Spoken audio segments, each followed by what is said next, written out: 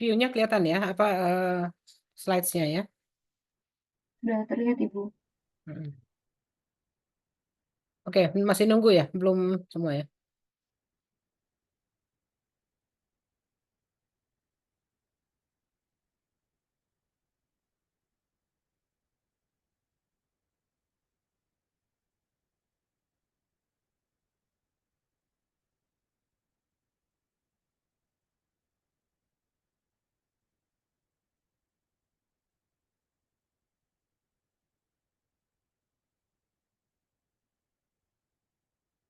Udah bisa kita mulai atau masih nunggu nih? Berapa nih yang udah masuk?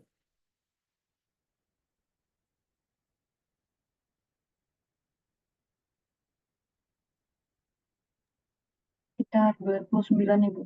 Tadi berapa yang?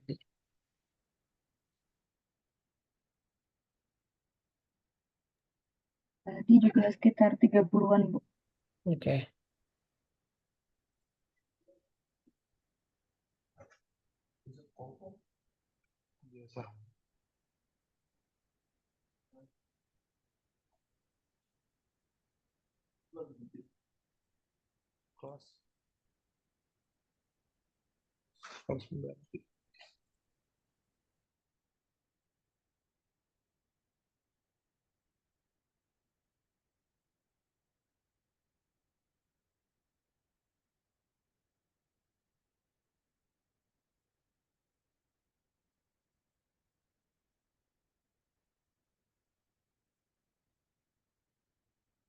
Oke, bisa kali ya sekarang ya?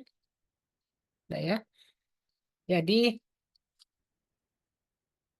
tadi kita bicara tentang kayak reaction time. Apa tuh reaction time? Ada yang kita singkat jadi PIEV, PF time, perception, intellection, emotion, and volition. Contohnya, perception itu misalnya Anda lagi berkendaraan kemudian melihat ada sesuatu, rambu atau suatu benda kecil di jalan misalnya.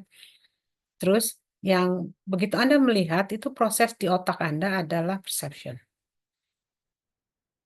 Ya, tapi melihat ada sesuatu ya.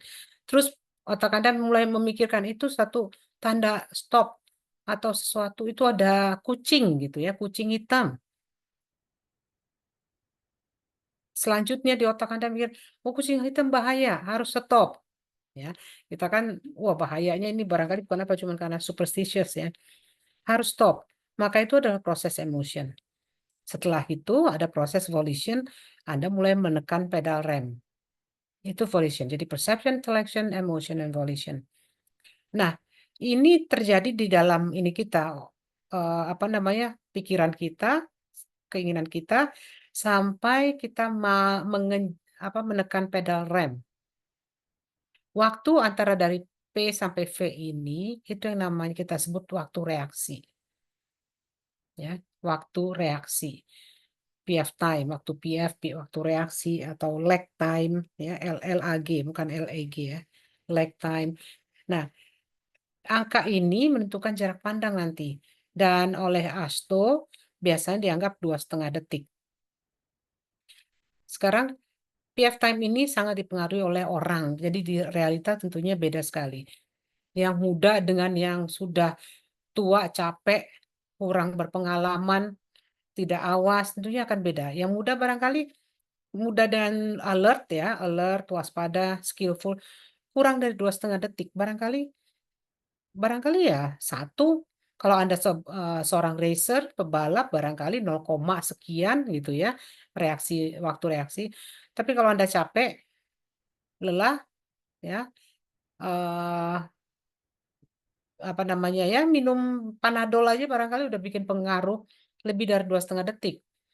Kalau Anda tidak kurang skillful, mungkin menjadi lebih. Kalau Anda minum obat-obat artinya drug ya, wah mungkin menit ya. Nah, ini waktu reaksi inilah kemudian kita ambil untuk suatu desain. Tentunya kita nggak bisa mendesain untuk jalan yang pengemudinya teledor semua. Yang waktu reaksinya adalah 5 menit, kan tidak. Atau kita mendesain jalan yang pengemudinya kita anggap sangat gesit, seperti pebalap. cuma 0,9 detik. Ya, tentunya tidak kan. Jadi kita mengambil angka 85 persentil adalah 2,5 detik. Jadi ini waktu PF-nya. Oke. Jadi ini adalah Anda baca lagi nanti apa itu perception, intellection, emotion, decision, dan volition. Nah, apa yang terjadi dan apa yang bagaimana itu menentukan jarak pandang? Pada saat kita tadi selama PF, saya tanya, mobilnya berhenti nggak? Selama kita melihat dari perception sampai volition itu mobil udah berhenti belum? Ya, ada yang bisa jawab? Mobilnya berhenti nggak pada saat tadi kita yang ini PF tadi? Belum berhenti ya, Bu? Belum. Yang terjadi adalah mobil masih bergerak dengan kecepatan tetap. Gerak lurus beraturan kan? Masih dia. Setelah rem injak, baru terjadi perlambatan. Artinya mobil bergerak tapi dengan suatu perlambatan.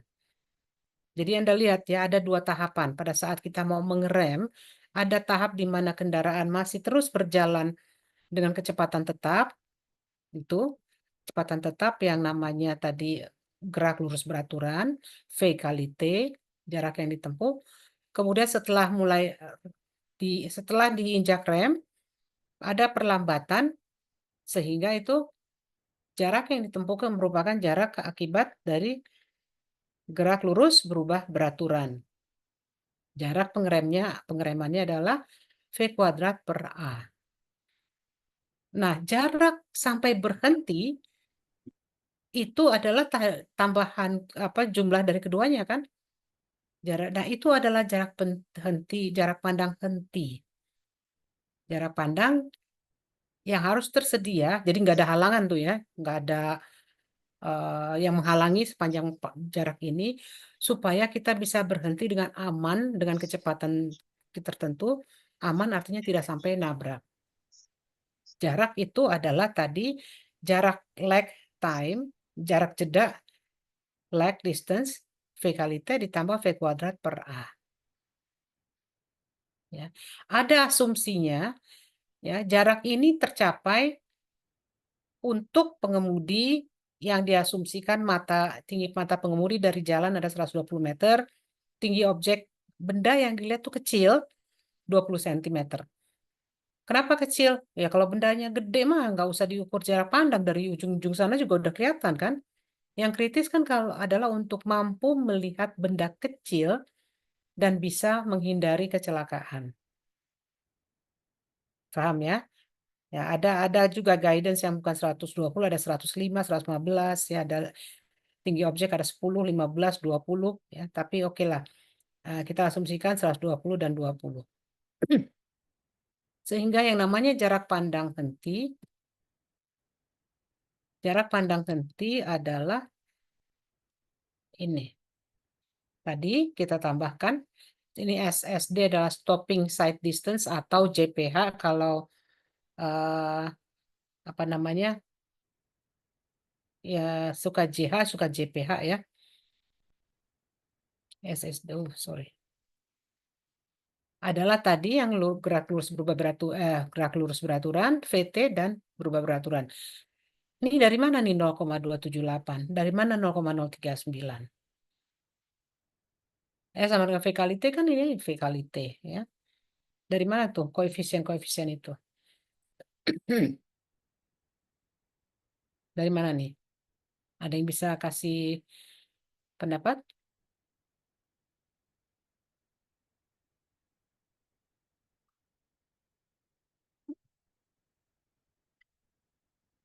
Ya, ini ilustrasinya. Mobil Anda tuh ada jarak reaksi tadi ini ya, jarak reaksi, kemudian jarak pengereman untuk melihat suatu benda yang kecil. Coba, dari mana nih? Ada yang bisa coba? Coba jawab.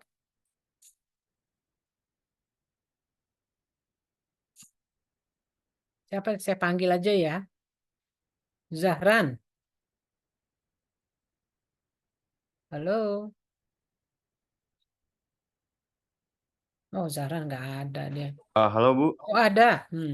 iya Bu maaf sedikit nge-lag. Nah, dari mana tuh? 0,278 dengan 0,039. Hasil dari konversi Bu. Nah, hasil konversi, iya. Jadi kalau benar, kalau sudah pakai yang ada 0,278, V-nya tinggal masukin kilometer per jamnya, nggak usah dirubah lagi ya. Nggak usah jadi meter ke detik. T-nya sudah second. Demikian juga V kuadrat per A, V-nya langsung misalnya 60 km per jam, ya 60 dikuadratin per A. A-nya berapa meter per second. Ya, jangan lupa. Nah, T-nya itu adalah tadi T untuk menjalani ini. Ya. Waktu reaksi tadi yang kita gunakan 2,5. Ini kan sampai sampai eh, mana tadi ya?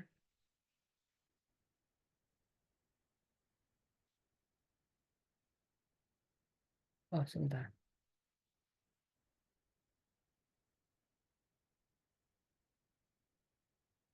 Ini yang saya mau gambarnya nggak hilang ya. T-nya itu ya 2,5 detik untuk ini tadi jarak reaksi. Kemudian A-nya, A merupakan deselerasi. Deselerasi tergantung dari friksi dikalikan gravitasi. Koefisien friksi memanjang antara ban dengan permukaan jalan. Biasanya antara ini rentangnya 0,28 sampai 0,45, tapi Bina Marga punya 0,35 sampai 0,55. Kenapa beda?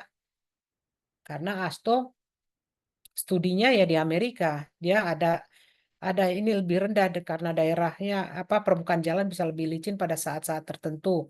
Misalnya eh, apa namanya kan permukaan jalan yang ada daerah snow tentunya bisa berbeda ya.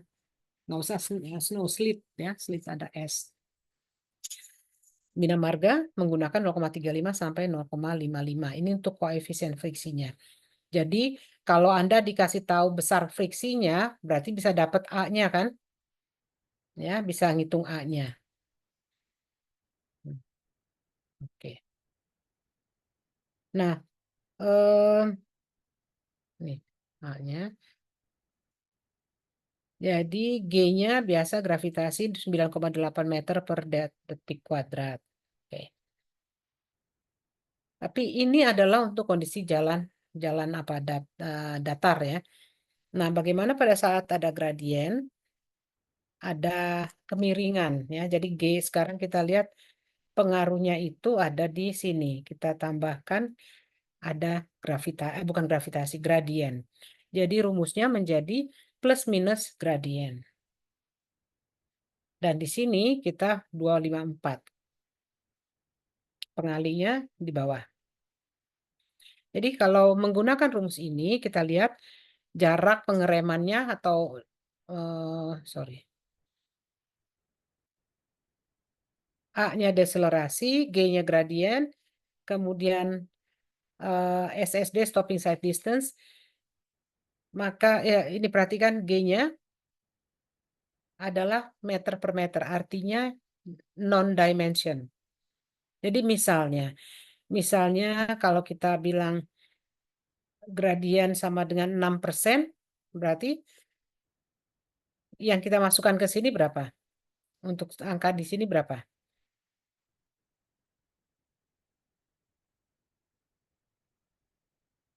Coba, ini udah dibilang gradien meter per meter, dimensionless, fraction. Ada yang misalnya, kalau gradiennya 6%, berarti angka yang kita masukkan berapa? 6 atau 0,06? 0,06 bukan? Iya, ya. P-nya tetap misalnya sudah langsung masukin kilometer per jam, ya. Kemudian apalagi A-nya meter per second kuadrat. Oke. Sekarang saya tanya, ini 254 Kan ini 0, di atas nih 0,039. Coba 254 sepernya berapa? 1/254 berapa? Coba dihitung.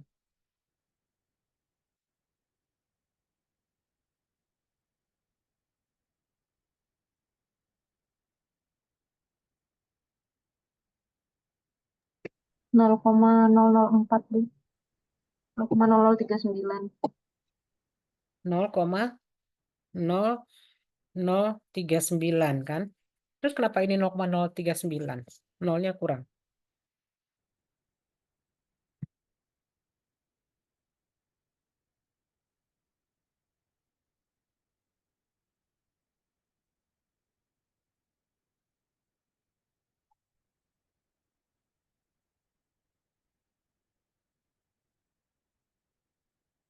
Gimana? Ada yang salah?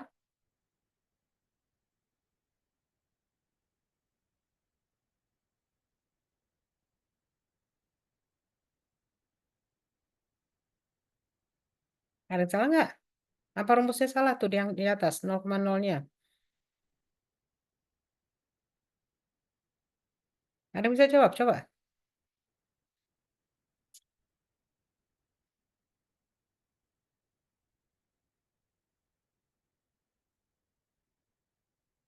Ayo, ayo gunakan akal sehat.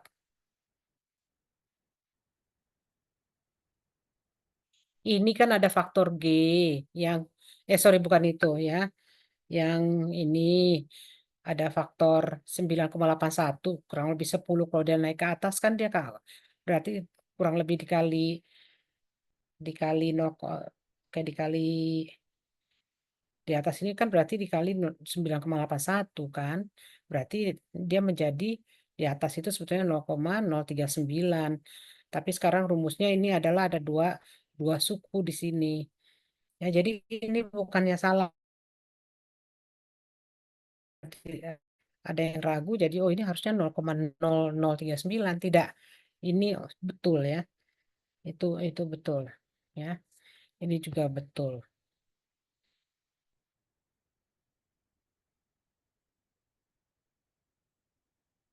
Ada pertanyaan?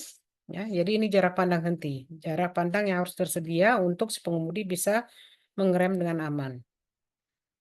Ini ada dari tabel, kurang lebih kalau jarak pandang, kalau kecepatan 100, maka jarak pandang henti sekitar 175 dan sebagainya. Nah, penerapan jarak pandang henti tadi misalnya adalah untuk tikungan.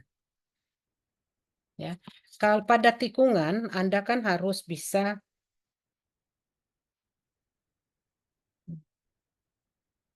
ya, pada tikungan misalnya ini mobil Anda ya, ini terbalik ininya. Oke. Mau berjalan sepanjang ini ya. Tentunya harus ada garis pandang yang tidak tabrakan dengan pohon. Garis pandang yang tidak menabrak misal bangunan. Kamu harus Anda bisa melihat apa di depan ya dengan clear supaya bisa stopping sight distance, jarak pandang henti itu bisa diterapkan di sini. Jadi misalnya jarak pandang henti 175 meter, maka untuk dapat ini yang lengkung ini 175 meter,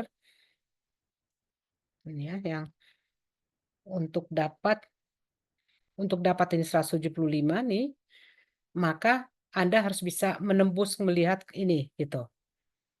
Dan ini yang kita perlu ketahui adalah berapa jarak ini yang harus kosong.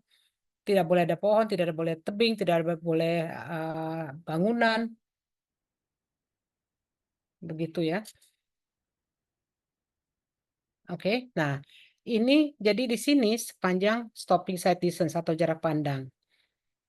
Yang harus diperiksa adalah tadi lateral clearance-nya berapa.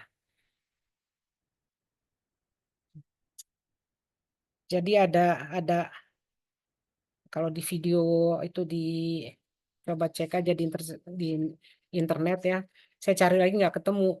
Yang ada apa dengan tikungan ini gitu ya. Jadi ada di sini selalu terjadi kecelakaan gitu. Ya, kecelakaan antara yang dari oncoming ya, dua gini. Ternyata itu gara-gara apa? Sederhana sekali. Ya, ternyata ada penjual gorengan di sini. Ya, jadi jarak pandang itu, nah kejadian ini yang terhalang mobil dari sini tuh nggak bisa ngelihat ke sini. Melihatnya dia bisa melihat kalau udah deket kan, udah di sini mobil mobil orang atau orang nyebrang, sementara mobilnya di sini udah deket baru kelihatan ya tabrakan karena dia terhalang oleh penjual gorengan di sini. Dan kejadiannya juga kan jadi malam terus karena gorengannya malam. Ya udah tambah mistis aja orang nanya ada apa di tikungan ini seolah-olah ada sesuatu gitu ya tanda kutip. Padahal sederhananya karena ada tukang gorengan gorengan apa tuh yang pakai lampu gitu ya, yang pakai dorongan. Kan kita nggak bisa kalau bilang apa salah ya nggak bisa. Udah bilang saya nggak di badan jalan gitu. Jadi ini jarak clear atau lateral clearance pada tikungan penerapannya seperti itu. Supaya sedemikian rupa mobil Anda itu di tikungan bisa bergerak paling tidak sepanjang apa dengan memiliki jarak pandang henti yang cukup. Oke. Ini sama tadi rumusnya. Anda lihat di sini kalau lateral clearance itu kita bilang M ya, ini M, maka M adalah R kali 1 min kosinus 28,65 kali S. Eh, S-nya tadi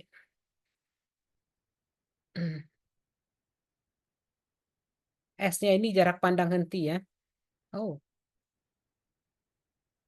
pen.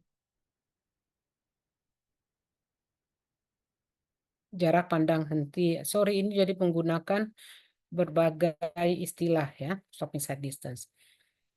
Jadi R kali 1 kurangin kosinus sekian per R. Per R, jadi di bawah ada R lagi. Nah, kalau menggunakan rumus ini, maka 28,65 kali S per R itu sudah dalam derajat.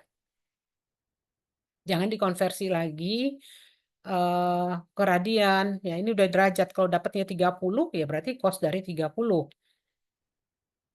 Dan kalau Pak menghitung ini, jangan di apa namanya di round up, di apa namanya lakukan pembulatan dulu di sini sekaligus semua baru karena hasilnya bisa agak beda. Ya. Nah, yang namanya M ini jarak apa lateral clearance itu adalah jarak dari garis tengah ini ya, sorry. Hmm,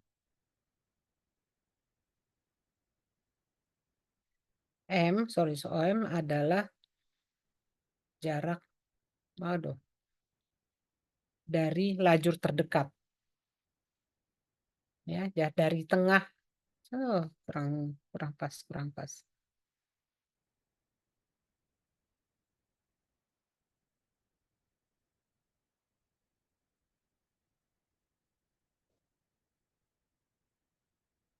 Mhm.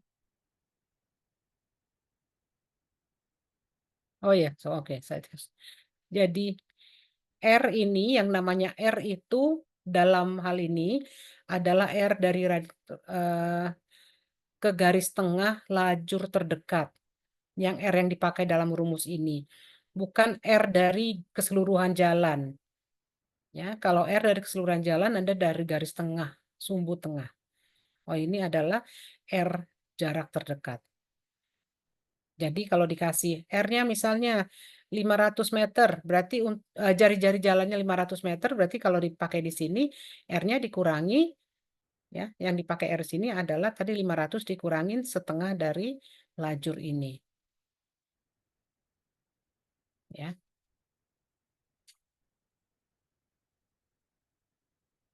Oke, ada pertanyaan situ?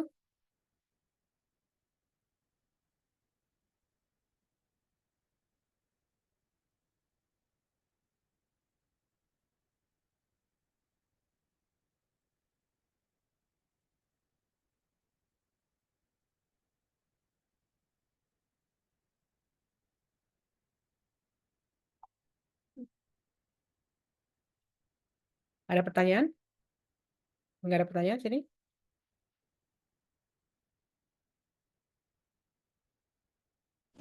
Aman Ibu. Ya. Oke ya, tidak ada pertanyaan. Oke.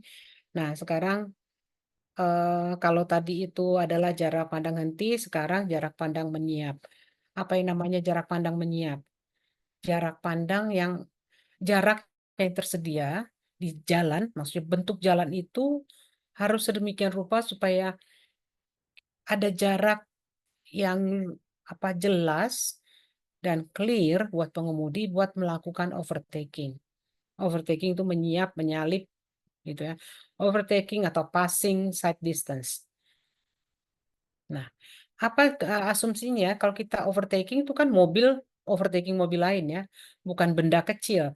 Jadi kita punya asumsi ketinggian mata sama-sama 1,2 meter di atas permukaan jalan.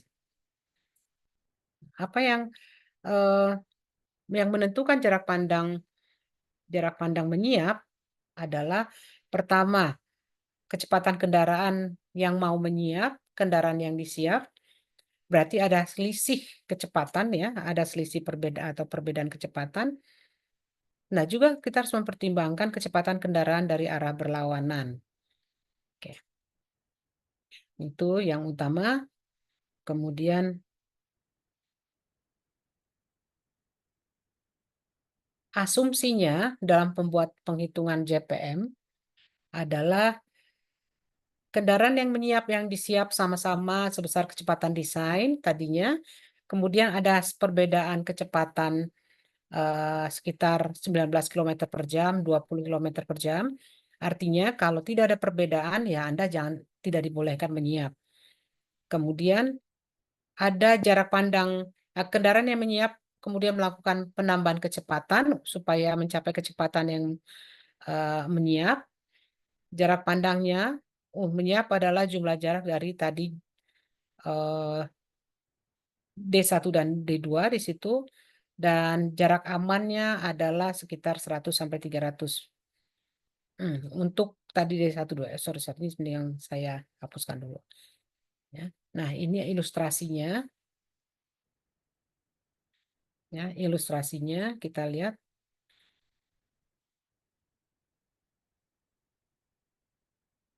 Jadi ini kendaraan Anda ceritanya yang mau menyiap ya, ini kendaraan yang mau menyiap ya. Kemudian ada ini yang mau disiap dan ada oncoming vehicle, kendaraan yang berlawanan. Jadi ada fase pertama D1 ketika Anda mulai pindah lajur, kemudian D2 selama di lajur yang sebelah, D3 setelah masuk ke lajur kembali, dan D4 adalah jarak yang perlu kita perhitungkan karena kendaraan berlawanan arah itu juga bergerak. Begitu. Nah, jarak D4 ini diasumsikan diambil 2/3 dari D2. D2 tadi kita lihat ini D2 ya di fase 2 dan D4 itu 2/3 dari D2 berdasarkan penelitian-penelitian.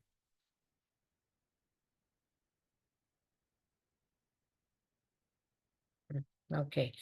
Jadi bagaimana perhitungannya? Ada D1 tadi adalah jarak selama observasi plus PF. Kalau tadi kita sudah dengar ada 0,278 T kali V. Nah, ini karena ada faktor selisih kecepatan sebesar M, ada kemudian percepatan. Ya, ada proses percepatan. Jadi pada saat Anda overtaking itu kan ada proses percepatan. D1-nya sekian, A-nya tergantung kecepatan rencana, kemudian perbedaan kecepatan biasanya antara 10 sampai 15 km. Itu baru D1. D2-nya D2-nya adalah lurus beraturan karena uh, menyiap di jalur lawannya ya. Tapi T-nya adalah tergantung dari VR. D3-nya ini berdasarkan studi dan D4 2/3 dari D2. Sehingga jarak pandang menyiap menjadi total dari tadi D1, D2, D3, dan D4. Jadi pada dasarnya JPM jauh lebih panjang daripada JPH. Ya. Nah, pada jalan terbagi, D3 dan D4 tidak perlu dipertimbangkan.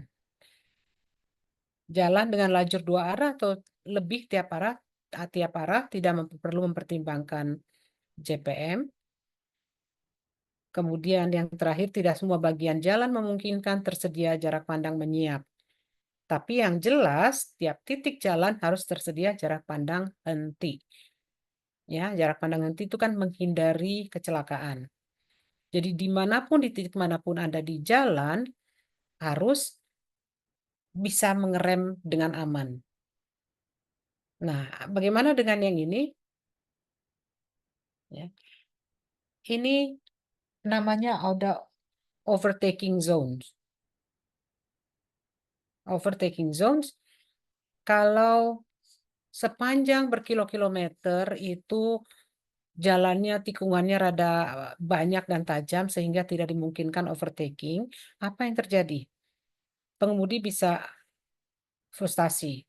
Kalau udah frustasi, kemudian pelanggaran, kecelakaan, dan sebagainya. Sehingga kalau ternyata dihitung kok nggak tersedia jarak pandang sebesar misalnya JPM 300 meteran, maka setidaknya dibuat namanya overtaking zones, di mana ada bagian jalan yang diperlebar, ya, diperlebar, tapi bukan lajur khusus ya, bukan menambah lajur, tapi dia diperlebar sepanjang ini 3 sampai 5 kali OSD.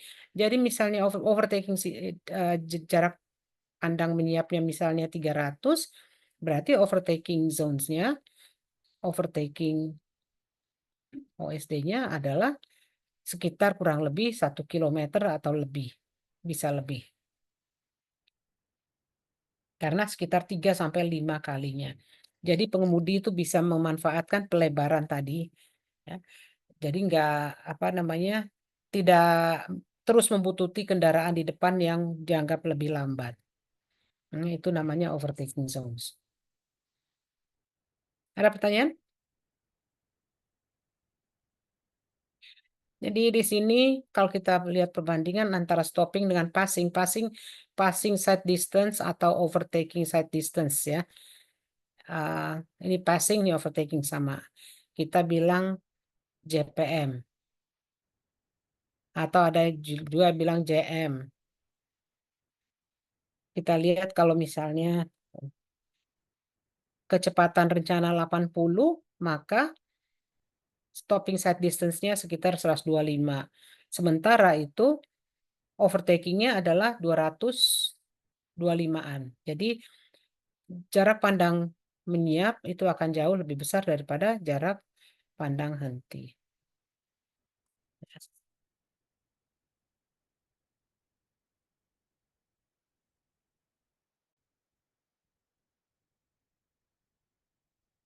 Oke, ini coba tolong dihitung ini, bisa dihitung?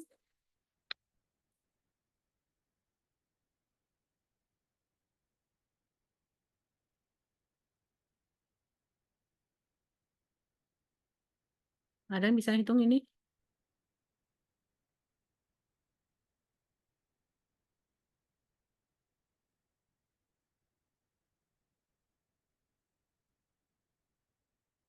Atau di PR-in aja ya?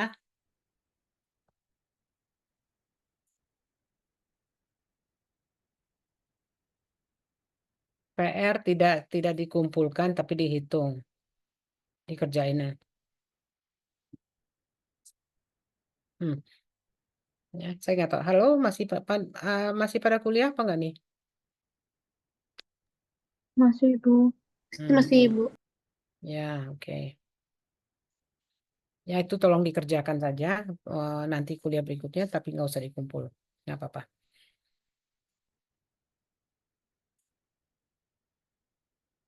Nah, ya. Ini ada tabel yang saya ambil dari buku pedoman, jarak pandang henti, jarak pandang kelandaian datar, kemudian ada apa namanya tanjakan ya. Nah, tapi pakai buku pedoman ini suka ada salah. Dia tulis di sini jarak pandang henti, tapi JPM ya, padahal ini JPM. Jadi kalau angkanya udah ratus-ratusan tuh jarak pandang menyiap. Nah, jarak pandang henti itu 100 sekian gitu ya, lebih pendek, jaraknya lebih pendek gitu.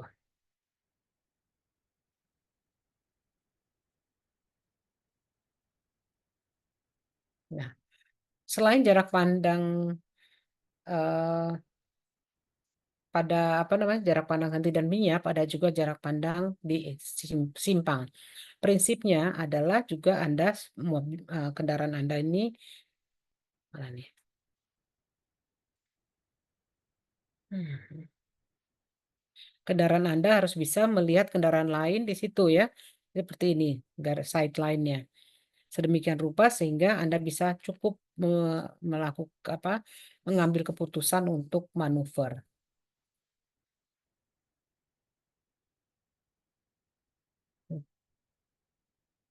Oke. Nah, ini bentar saya mau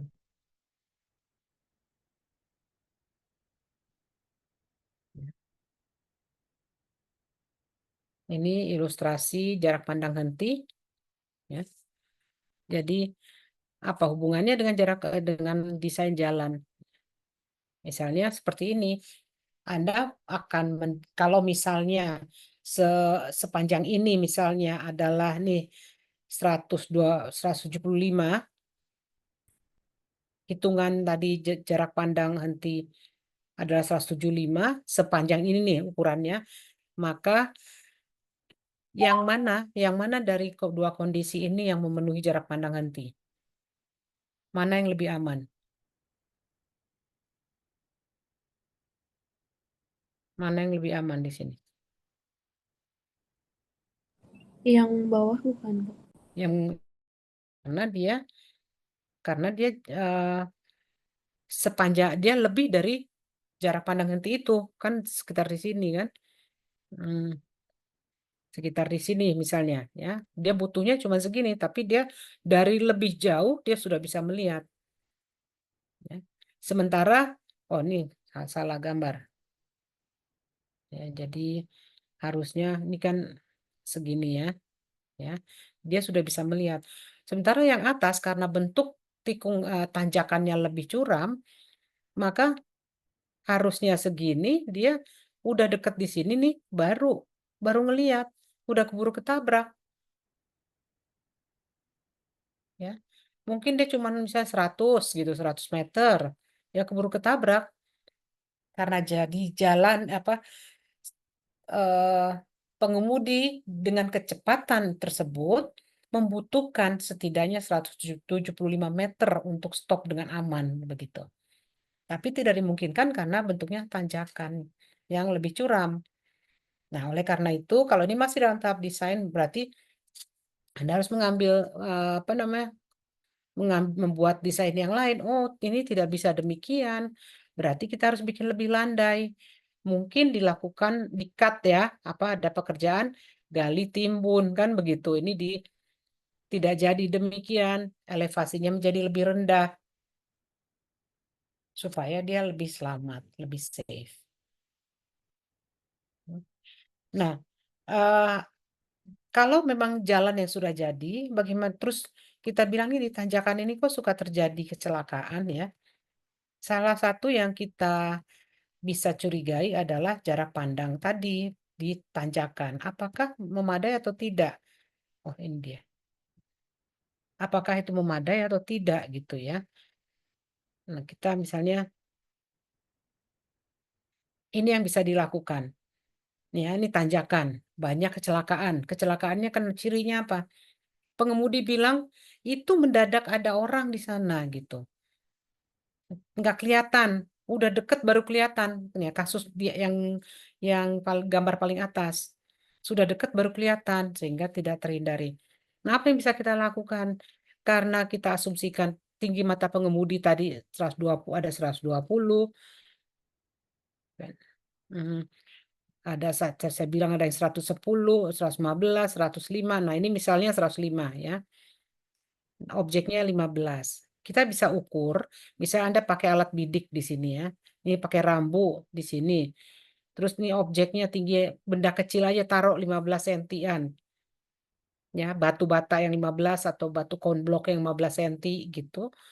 Atau pakai rambu pendek ya. Anda bidik nih, Anda bidik dari sini. Di manakah? Ini kan Anda bergerak nih, maju ke sana atau mundur ke sini. Mulai di titik mana kamu bisa, yang ngeker ini bisa melihat benda tadi 15 senti. Bisa saja dia udah di sini, baru kelihatan.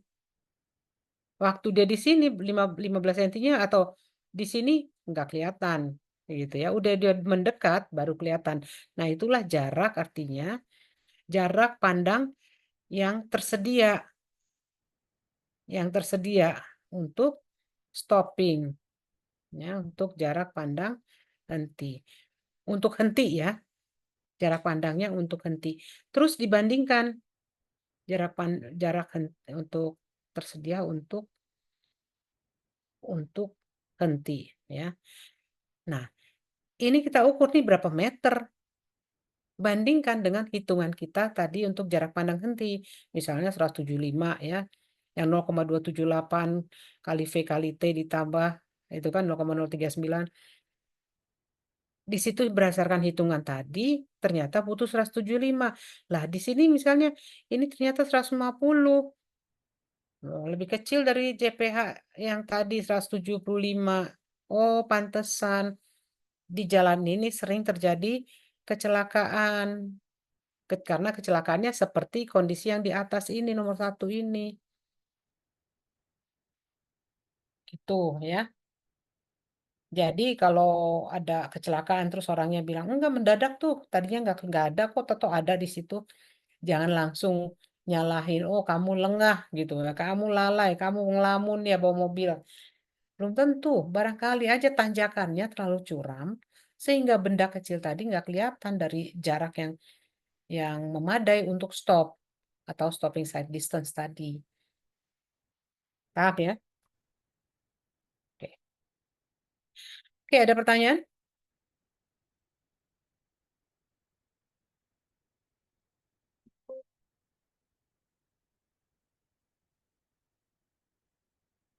Jadi hari ini adalah kita bicara tentang jarak pandang henti. Tadi ada PF time, jarak pandang henti, jarak pandang menyiap, kemudian juga jarak clear pada tikungan.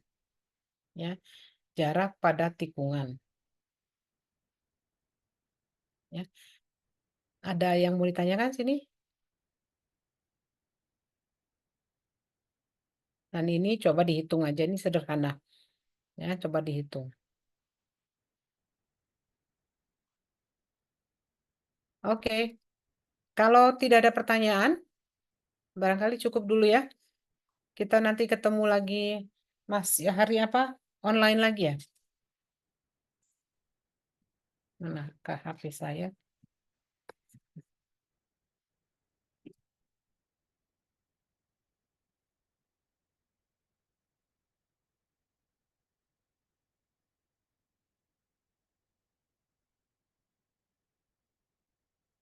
Ketemu lagi hari, oh no, Jumat saya belum kembali.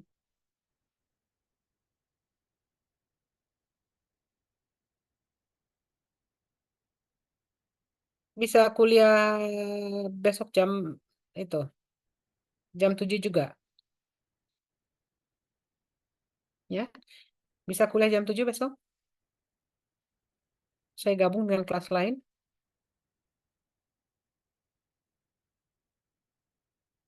Gimana?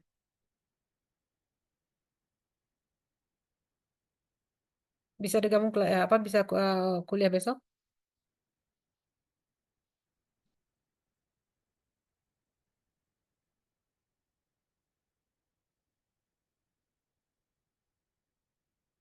Wah, nggak ada yang nyaut ini, nggak ada yang dengar lagi ya. Bu, tadi masih tanya sama teman-teman. Hmm. Bagian besar bisa sih, Bu. Kalau bisa jam 7 malam besok, bisa kita kuliah jam 7 malam, saya gabung dengan kelas lain. Baik, Bu. Karena tadinya saya rencana Jumat jam 5, ternyata Jumat saya belum balik ya. Saya masih di Jogja. Baik, Bu. Oke ya, kalau gitu sementara kita Malam ya, Bu. kita jam 7 malam hari Kamis besok Baik, ya. Bu. Kita besok akan mulai mencoba menghitung tikungan. Oke, begitu ya. Kalau gitu cukup kuliahnya hari ini. Selamat sore. Selamat malam. Ya. Terima kasih banyak, Bu. Terima kasih, Bu. Banyak, Bu. Kasih Bu. Ya. Terima kasih, Bu. Makasih, Bu. Oke, oke.